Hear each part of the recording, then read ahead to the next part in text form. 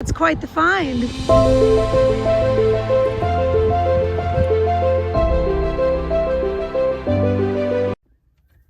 Hello friends, and welcome back to Crow's Thrifty Finds. My name is Melanie.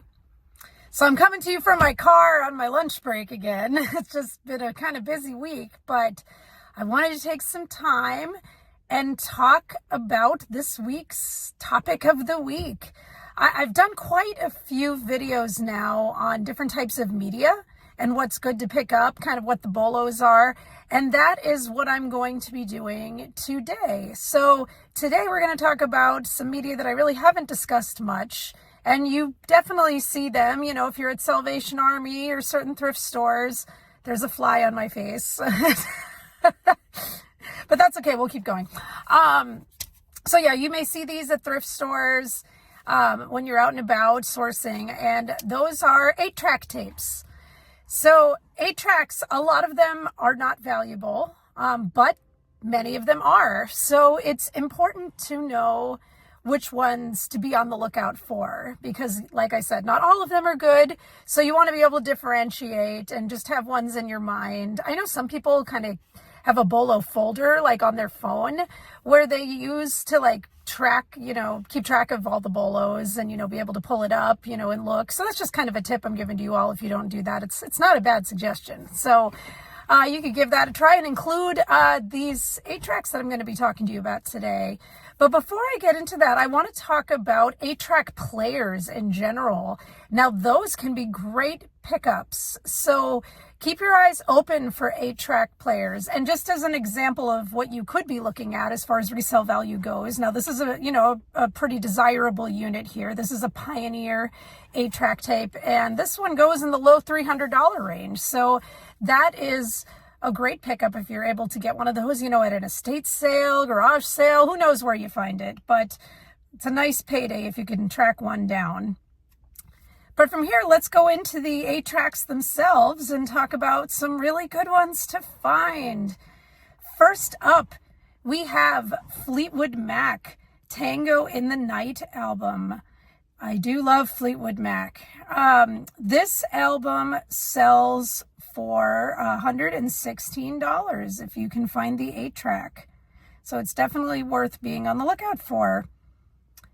Next, we have an AC/DC album, Flick of the Switch. AC/DC cassettes, just regular cassettes, sell well also. You lot them up. They're great pickups. But if you find an AC/DC 8-track of this particular album, you're looking at a $70 payday. Next, we have, one of my dad's favorite groups, the Beach Boys. There's an album called Pet Sounds, and this one has sold for $150. So definitely good to be on the lookout for that Beach Boys album.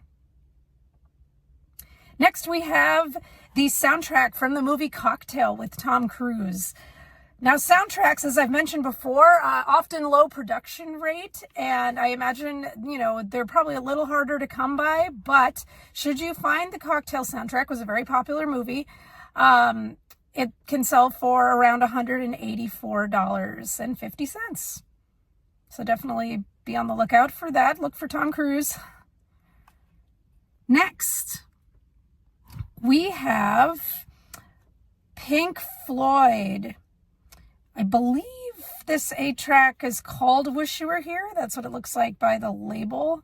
I do love that song. You can see a lot of these 8-tracks are rock bands, it just so happens. But those are what the collectors are after at this time, apparently. And this Pink Floyd Wish You Were Here album sold for $210.33. Now, it's not just individual 8-tracks that sell. You can also lot 8-tracks together, you know, whether they be by the same artist or in the same sort of genre of music.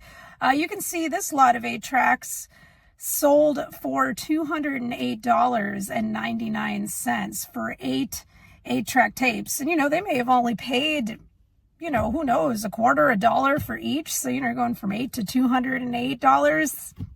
That's a pretty sweet payday. So if you find some recognizable artist 8-tracks, maybe worth lotting them up. See what you see on the comps. Next, another rock band, Iron Maiden. Number of the Beast is the album. I will say, and maybe I've said it before, but Iron Maiden, a lot of things are collectible. So if you see Iron Maiden anything, definitely worth looking up. Iron Maiden stuff is very collectible. There's a very large fan base for that band. I actually used to do some charity work with the drummer of Iron Maiden. Nico is his name. He does a lot of really good things for charities down in Florida. I used to work for one of them, and he was always helping us out. Just really a great guy. Anyways, so well deserving. But yes, Iron Maiden, Number of the Beast, $295, what that sold for. Next, we got Motley Crue, Shout at the Devil, very popular album. Sells for very big money. This one here sold for $305. So definitely be on the lookout for that album. Next, we have Judas Priest. Now this one, it says rare on the title, so one could assume that this album is not going to be super easy to find, but it's the album Defenders of the Faith, sold for $479. So my guess is it is a rare album, but you never know. I always say to people, these things are out there. Just because it's rare doesn't mean you won't find it.